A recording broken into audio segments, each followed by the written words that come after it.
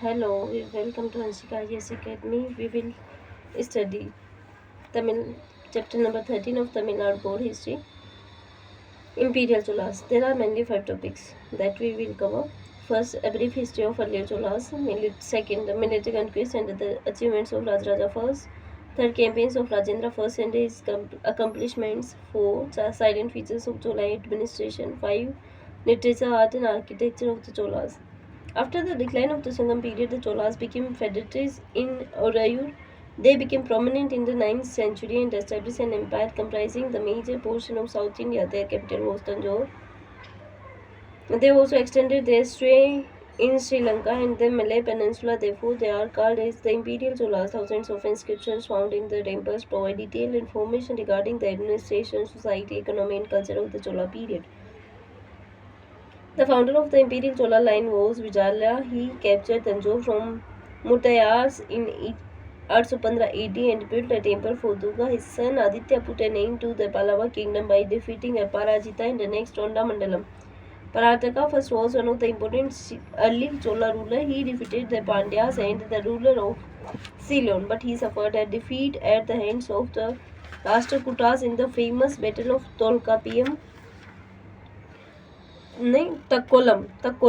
Parataka first was a great builder of temples. He also provided the Vimana of the famous Nataraja temple at Chidambaram with a golden roof. The two famous Uttara Merud inscriptions that give a detailed account of the village administration under the Cholas belong to his reign.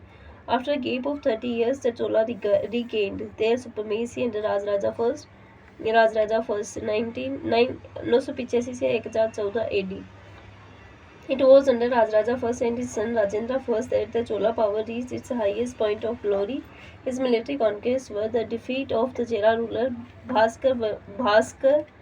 Bhaskarvarman in the naval battle of Kandul Salai and the destruction of the Chera navy, the defeat of Pandya ruler Amar Bhujanga and the establishment of Chola authority in the Pandya country, the conquest of Gangavadi, Tadigai Padi and Nalamba Padi, located in the Mysore region, the invasion of Sri Lanka, which was entrusted in his son Rajendra I as the Sri Lankan king Mahendra V fled away from his country. The Cholas annexed northern Sri Lanka. The capital was shifted from Anuradhapura to Polonnaruwa, where a Shiva temple was built. The Chola victory over the growing power of the western Chalukya of Kalyani, Satyasarai was defeated and Rajaraja first captured the Raichu, Doab, Banwasi and other places. Hence the Chola power extended up to the river Tungbhadra. The restoration of Vengi throne to its rulers Sakti Varman and Vimaladitya by defeating the Telugu Cholas. Rajaraja gave his daughter Kundavai in marriage to the Vikramaditya. Rajaraja's last military achievement was a naval expedition against the Maldive Islands, which were conquered. By these conquests, the extent of the Chola Empire and the Rajaraja first included the Pandya, Chera and Tondamandalam regions of Tamil Nadu and the Gangavadi, Nolaba, Padi and the Telugu Chola territory in the Deccan and the northern part of the Ceylon and the Maldive Island beyond India. Rajaraja assumed a number of titles like Mumidi Chola, Jaya Konda and Siva Padashikara. He was a devout follower of Shaivism. He completed the construction of the famous Rajrajeshwara temple or Brideshwara temple at Tanjore.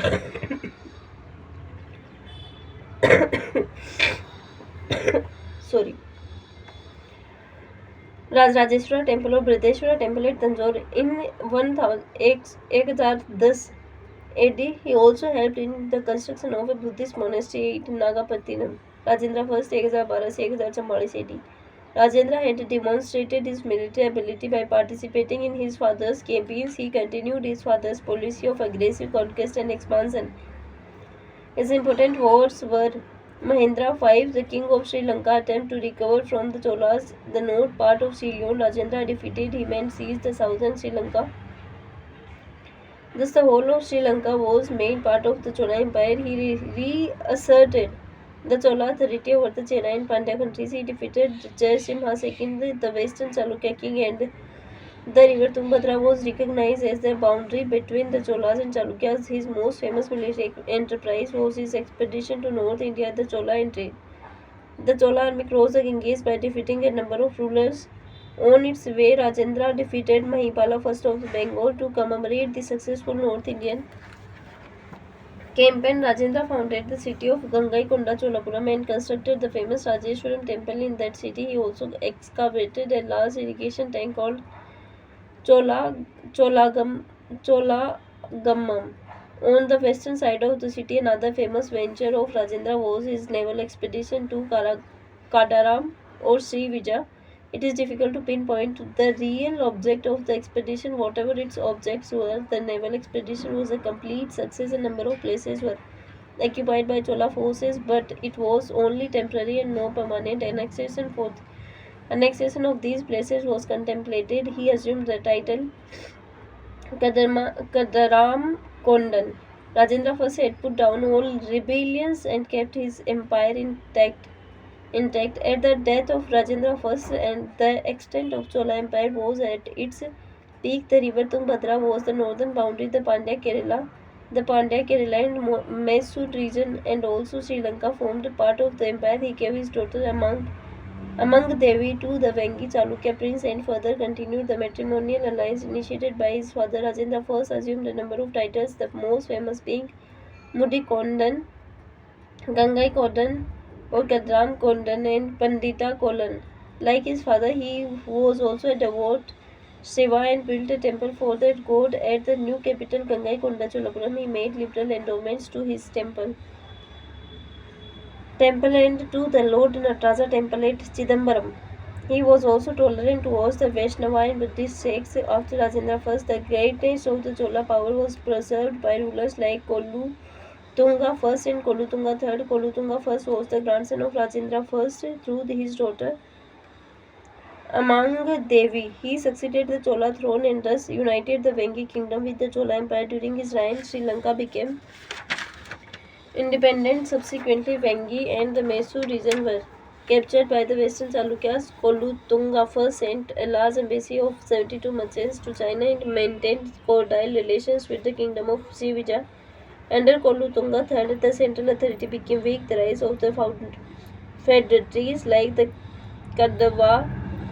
Kadwaras and the emergence of the Pandya power as a challenge to Chola supremacy contributed to the ultimate downfall of the Chola Empire. Rajendra III was the last Chola king who was defeated by Jatvarman. Sundara Pandya II, the Chola country was absorbed into the Pandya Empire. Chola administration, central government. The Cholas had an excellent system of administration. The emperor or king was at the top of administration. The extent and resources of the Chola Empire increased the power and prestige of the monarchy. The big capital cities like Tanjore and Gangaikonda Cholapuram, the large royal courts and extensive grants to the temples reveal the authority of the king. That undertook royal tours to increase the efficiency of the administration. There was elaborate administrative machinery comprising various officials called Perundam and Sirundam. Revenue. The land revenue department was well organized. It was called the Paruvari Thinai Kalam. All lands were carefully surveyed and classified for assessment of revenue. The residential portion of the village was called Ur Natam. These and other lands, such as the lands belonging to temples, were exempted from tax. Besides land revenue, there were tolls and customs on goods taken from one place to another. Various kinds of professional tax, dues levied on ceremonial occasions like marriages and judicial fines.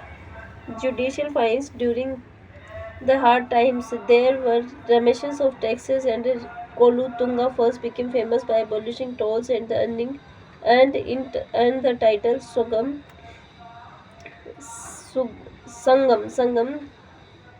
Tavirta Cholan. The main item of government expenditure were the king and his court, army and navy, roads, irrigation tanks and canals, military administration. The Cholas maintained a regular standing army consisting of elephant, cavalry, infantry, navy. About 70 regiments were mentioned in the inscriptions. The royal troops were called Kaikola Perumpadai. Within this, there was a personal troop to defeat the king known as Velakarar. Attention was given to the training of the army and military cantonments called Katgams. Katgams existed. The Cholas paid special attention to their navy. The naval achievements of the Tamil reached its climax under the Cholas. They controlled the Malabar and Coromandel coast. In fact, the Bay of Bengal became a Chola lake of sometimes provincial administration. The Chola Empire was divided into mandalams and each mandalam into valandhus and nadhus. Each nadu there were a number of autonomous villages. The royal princes or officers were in charge of mandalams. The valandhu was under Periyanattar and Nadu under Nattar. The town was known as Nagaram and it was under the administration of a council called Naga Ratar. Village assemblies. The system of village autonomy with sabhas and their committees developed through the ages and reached its culmination during the Chola rule. Two inscriptions belonging to the period of Parataka, first found at Uttaramerur, provide details of the formation and functions of village councils. That village was divided into 30 wards and each was a nomadic its member to the village council. The qualifications. The village was divided into 30 wards and each was to nominate its members to the village council. The qualifications to become a ward member were ownership of at least 1/4 value of land, and residence above 30 years and below 70 years of age, knowledge of Vedas. However, certain norms of disqualification were also mentioned in the inscriptions. They were those who had been members of the committee for the past 3 years, those who had failed to submit accounts as committee members, those who had committed sins, those who had stolen the property of others. From the persons duly nominated, one was to be chosen for each ward and Kudavolai system for a year. The names of eligible persons were written on palm leaves and put into a pot. A young boy or girl would take out 30 names each for one ward. They were divided into 6 variants, such as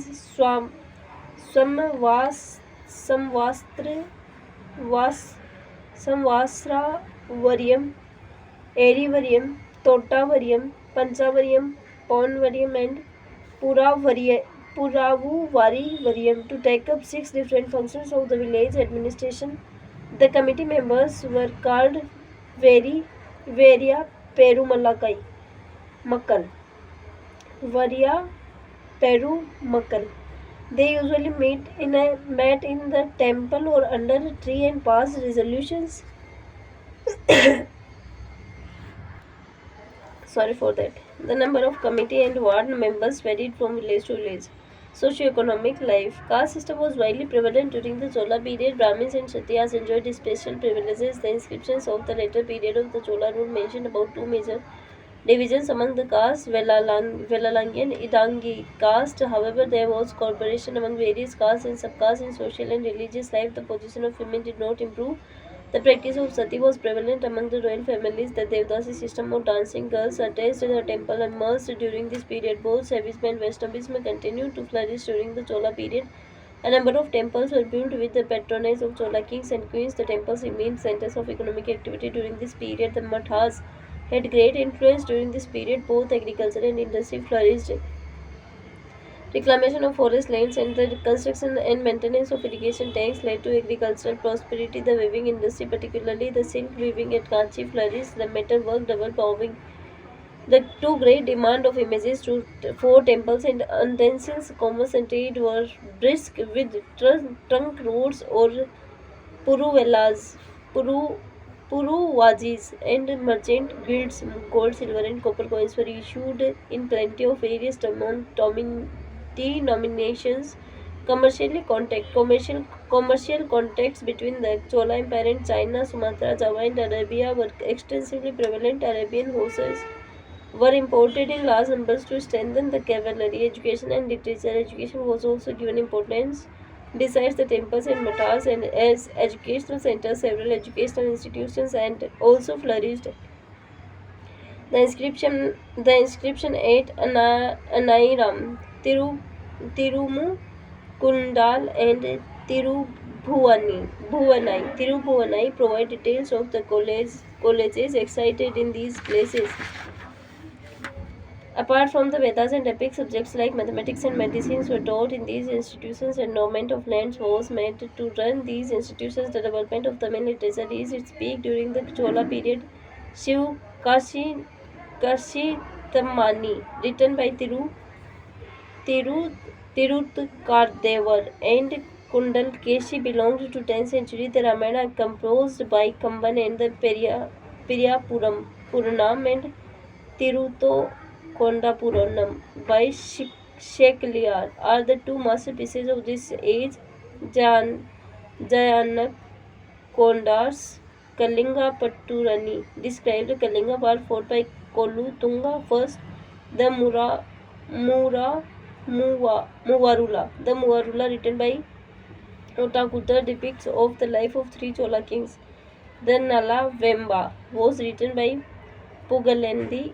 The works on Tamil grammar like Koladam by Kaladanar, Yapera Galam by Amrita Sagrar, Ajin Nanul by Pavadi and Virasa Loyam by Buddha Mitra were the products of the Cholais. Art and architecture.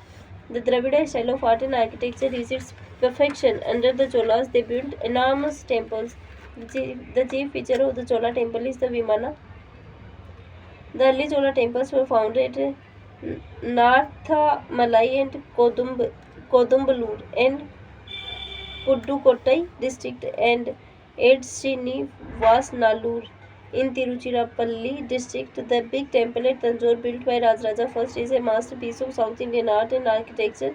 It consists of the Vimana, Ardha Mandapa, Mahamandapa and a large pavilion in the front known as Nandi Mandapa. Another notable contribution made by Cholas to temple architecture is the Shiva temple at Gangaikonda, Cholapuram, built by Rajendra I. The Eravateshwara temple at Darasuram in Tanjore district and Kampareshwara temple at Tirubhuvanam are examples of the later Chola temples. The Cholas also made rich contributions to the art of sculptures. The walls of the Chola temples, such as the Tanjore and Gangaikonda Cholapuram temples, contain numerous icons of large size with fine execution. The bronzes of the Chola period are world famous. The bronze statue of Nataraja or dancing Shiva are masterpieces. The Chola paintings were found on the walls of Narthamalai and Tanjore temples. Learning outcomes. The rise of the imperial Cholas, the military accomplishments of Rajaraja I and his personality, Rajendra I and his military conquest, village administration of the Cholas and its significance, cultural achievements of the imperial Cholas.